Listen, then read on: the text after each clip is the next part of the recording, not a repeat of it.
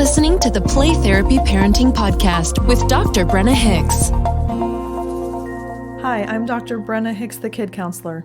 This is the Play Therapy Parenting Podcast, where I give you insight, awareness, and enlightenment about your parenting and your relationship with your kids. If you have been following the podcast for any amount of time, you know that I periodically cover the rules of thumb in the child-parent relationship training curriculum that is a part of our in-home play therapy program. And today I would like to handle one of those rules of thumb with you. Focus on the donut, not the hole. And I'm really excited about this particular rule of thumb. I call it a nugget of wisdom because when we are in the midst of parenting and when we have struggles and difficulties, it is easy to focus on what's wrong in the relationship. It's easy to focus on what's missing, what we feel is lacking, what we believe to be problematic, maybe even what we would fix if we could in the relationship. And when we do those things, although it's easy to get there and to be in that place, we lose sight of our children when we focus on what is there. Rather, what is not there, and we don't get to see who they truly are in those moments. So it's really important to consider focusing on what is there rather than what isn't. So in this episode of the podcast, I would like to unpack 3 pieces of this that I think are relevant. The first being traditional parenting literature gets it wrong. And I will explain why and how it's wrong and what you can do instead. And secondly, I'd like to talk through the myth of the quick fix. We as a culture and we as adults tend to want things to get fixed right away. And especially in our parenting, that doesn't work. And then finally, I'd like to talk through the healthy relationship at the center of our parenting. And that adaptive behavior comes out of that healthy relationship. So we will look through all 3 of those, and the path to calm, confident, and in control parenting starts now.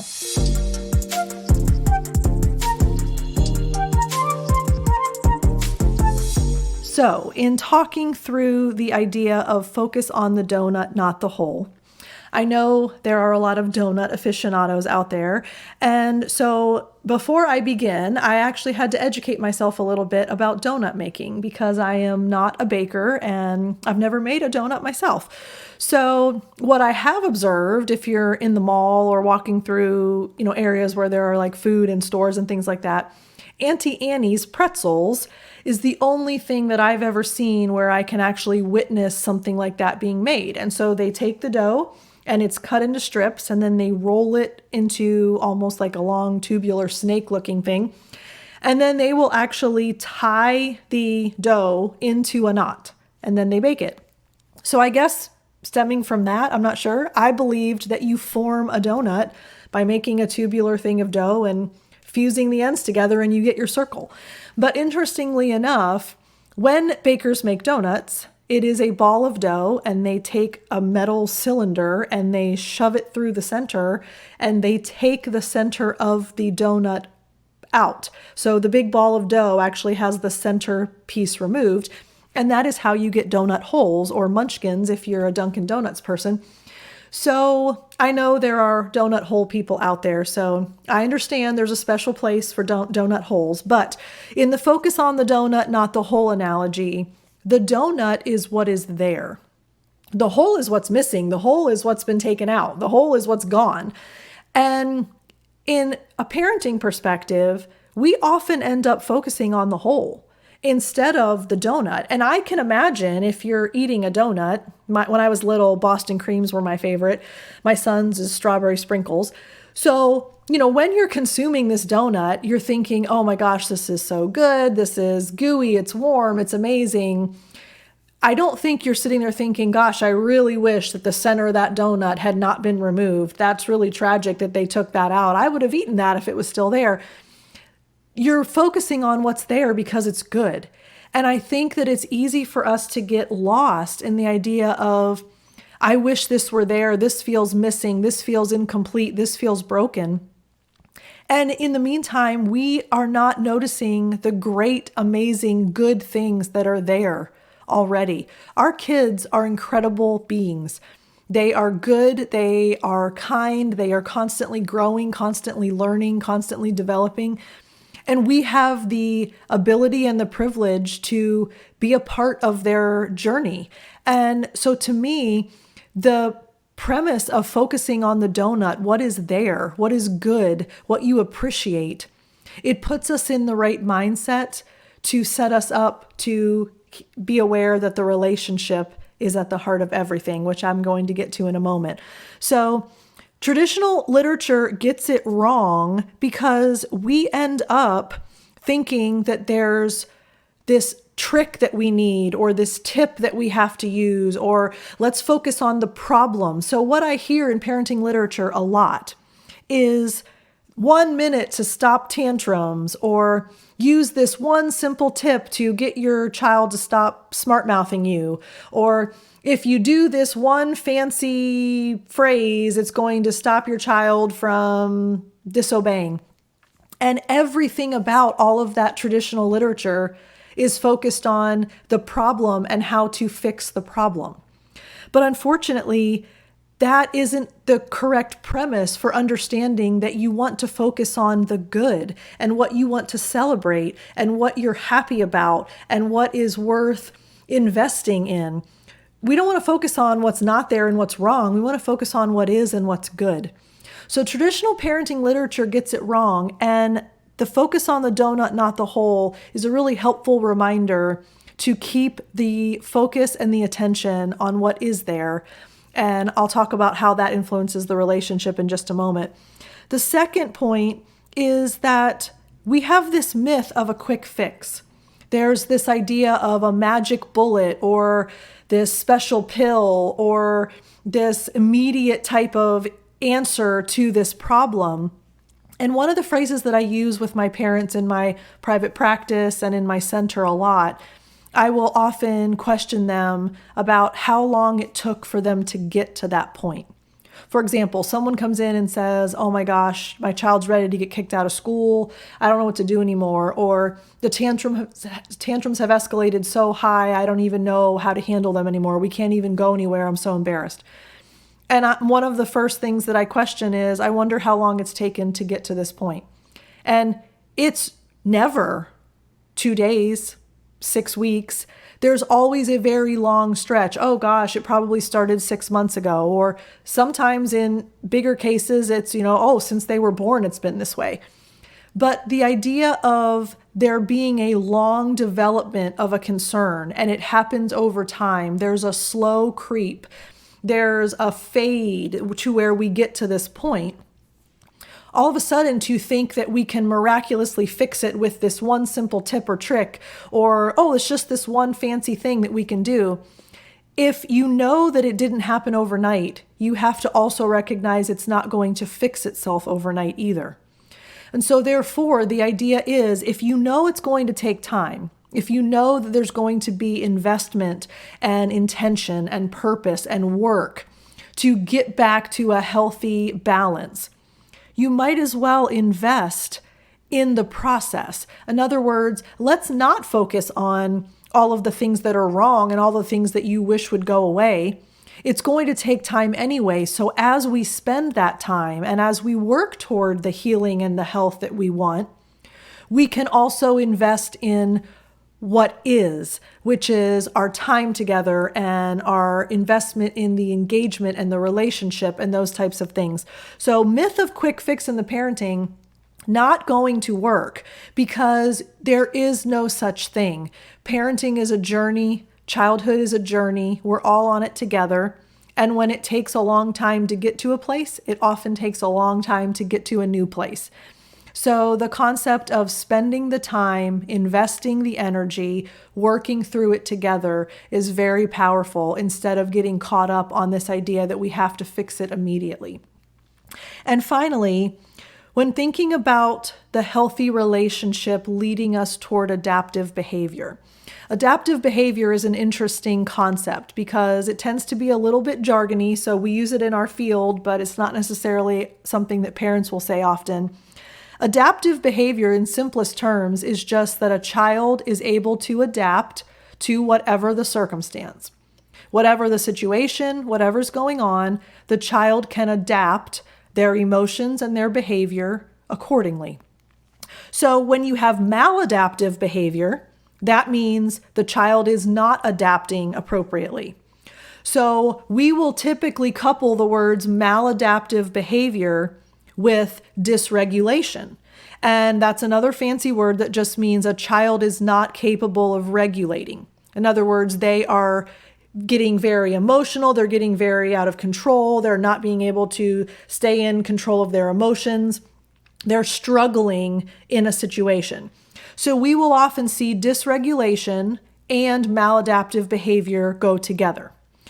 So what's incredible about this concept of focusing on the donut, not the hole, is that when you focus on the good that's already there, the relationship, the emotion, the connection, the bond, the trust, the respect, when you focus on all of those things, you naturally end up seeing changes in the child's behavior.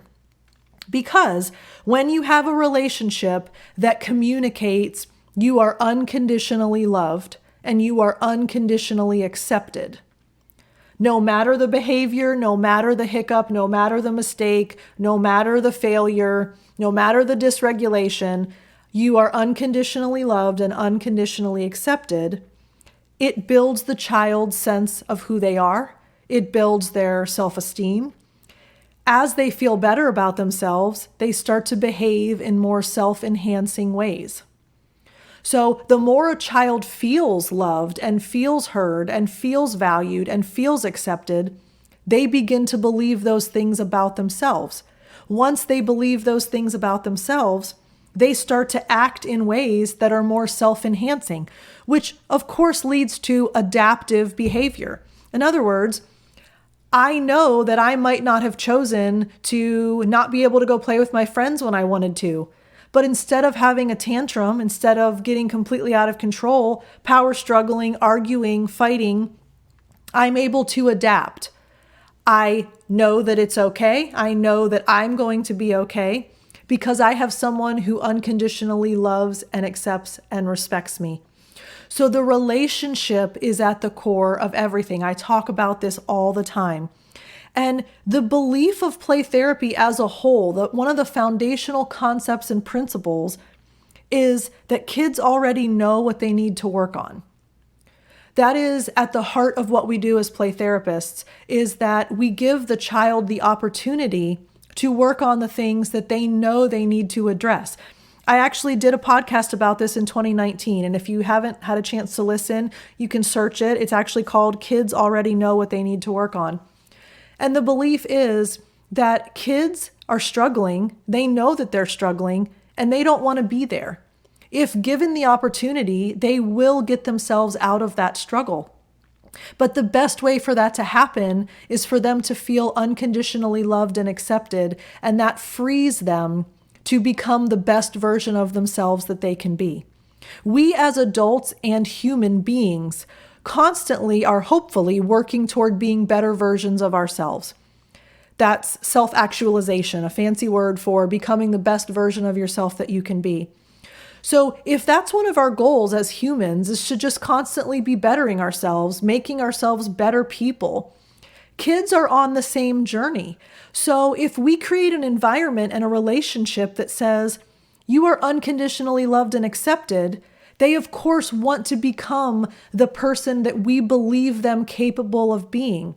I believe that you're good. I believe that you're strong. I believe you're brave. I believe you're capable. I believe that you can regulate. I believe that you can self-control. It's self-fulfilling prophecy. You believe it and they rise to the occasion because they do know what they need to work on and they don't want to stay in that stuck, broken place. They will move toward the good things that they believe themselves capable of, but that starts with the relationship. This is not something that's quick. This is not something that's easy, but it is very simple. And one of the adages that I share with families that I work with a lot is merely noticing a child is a powerful motivator of behavior and change. So think about that for a moment. If you merely notice your child, which arguably means you're investing time in the relationship, you're not distracted, you're not overwhelmed, you're not doing something else. If you notice your child in a meaningful way, that is enough to motivate them toward change and positive growth. So, as you can see very clearly, that relates back to a healthy relationship. And out of the healthy relationship comes the adaptive behavior. So you really have two choices. You can choose to focus on what you want to be different, what you want to fix, what you want to change, and stay there, which has a very negative bent. Or you can choose to focus on what is there already, the greatness that your child is capable of, the goodness that your child is capable of, the bond that you have, the rapport that you have, the communication that you share, the experiences that you have together. And in either scenario, the end goal is to have a reduction in problematic behavior. But one has a negative spin and one has a positive spin, and focus on the donut, not the hole, is a really helpful reminder of focusing on the positive to get you to the positive gain that you're looking for. So to recap, 3 takeaways. You have traditional parenting literature does not get it right. So keep in mind that you don't want to think about everything being a task list or a checkbox that says, oh, when this happens, you do this. That's not a complete effective system of parenting. Second takeaway, there is no quick fix. I think we all know that, but sometimes we are trying to find it. So invest the time, invest the energy in the relationship, because takeaway number 3, at the heart of adaptive behavior is a healthy relationship with your kids. So I'm curious if you feel that you really are challenged by this, if you feel that, you know what, I would like to make sure that my relationship is healthy. I would like to do this a little differently. I don't want to keep focusing on what's wrong or what's missing or what I wish were different. I really want to focus on the relationship. I have a challenge for you. Think of ways this week, maybe even today, to enhance the relationship. What would that look like? What could you do today or sometime this weekend, sometime in this next week? What could you do that will set aside intentional, purposeful time to pour into the relationship that you have with your child? Does that look like going on a bike ride with them? Does it look like going to one of their practices or games in the sport that they play? Does it look like sitting down and reading a book with them, working on a jigsaw puzzle at the table together, going outside and going fishing? I don't know what that looks like for you and your children and what you like to do, but we are constantly given opportunities to connect in a meaningful way. And it's about taking those opportunities to invest in the relationship.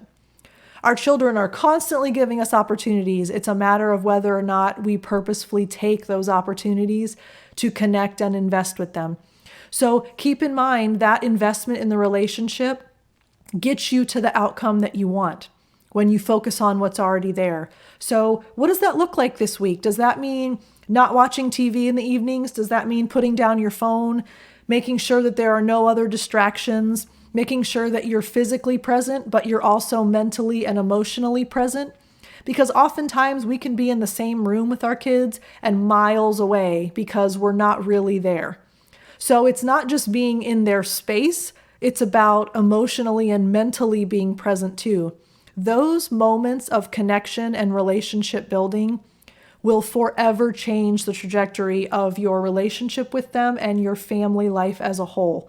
So I hope that you are encouraged by that. I love this rule of thumb. I think it is so helpful because it's easy to get bogged down in how we wish things were different. But the reality is when we focus on what's already there, that sets us up for success. And that's what we want as parents, to be successful. In the next episode, I'm actually going to talk about another rule of thumb from the child-parent relationship therapy training, and that comes straight out of the in-home play therapy program. That's the curriculum that we use. The next episode will be what's most important may not be what you do, but what you do after what you did. I know it's a mouthful. We'll unpack it together, but what's most important may not be what you do, but what you do after what you did. Premise is sometimes we get stuff wrong, sometimes we make mistakes, but it's how we handle those mistakes that make all the difference. So we will tackle that together next time. Thanks so much. Talk to you soon. Bye. Thank you for listening to the Play Therapy Podcast with Dr. Brenna Hicks. For more parenting training and to subscribe to our newsletter, go to www.thekidcounselor.com.